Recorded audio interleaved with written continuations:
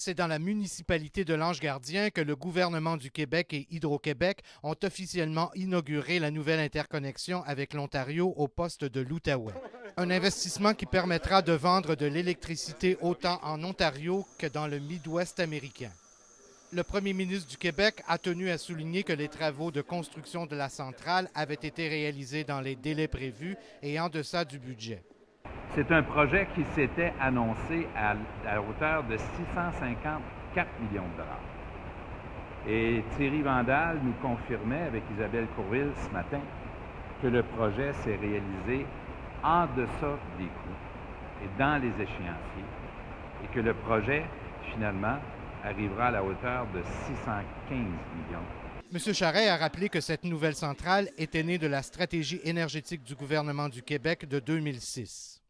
Une stratégie très ambitieuse d'investissement qui, en 2006, s'annonçait à la hauteur de 30 milliards de dollars sur une période de 10 ans et qui allait ajouter des milliers de mégawatts au portefeuille énergétique du Québec.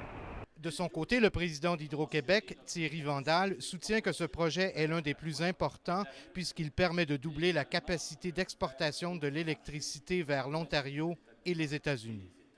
Le protocole de Kyoto prévoit la réduction de l'émission de gaz à effet de serre de 6 % d'ici 2012.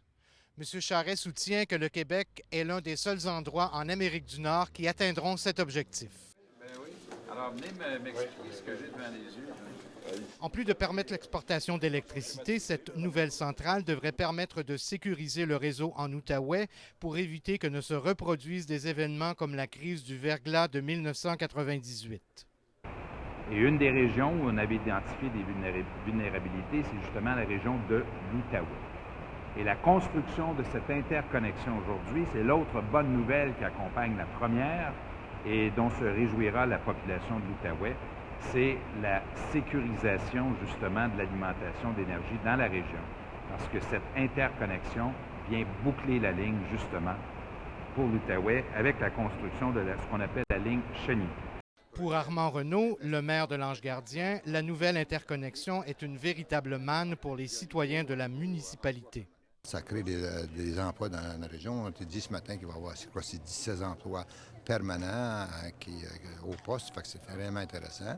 Il y a la question aussi de taxes municipales. Tous les bâtiments qu'on voit, il y a une partie de ces bâtiments-là, c'est taxable. Ça va amener des revenus additionnels à la municipalité.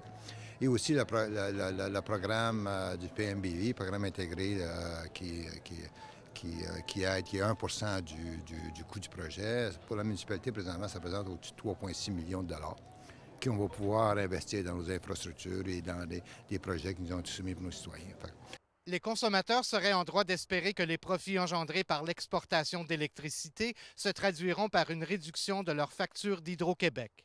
Cependant, si on en croit les propos du premier ministre, c'est plutôt une hausse des tarifs qui les attend.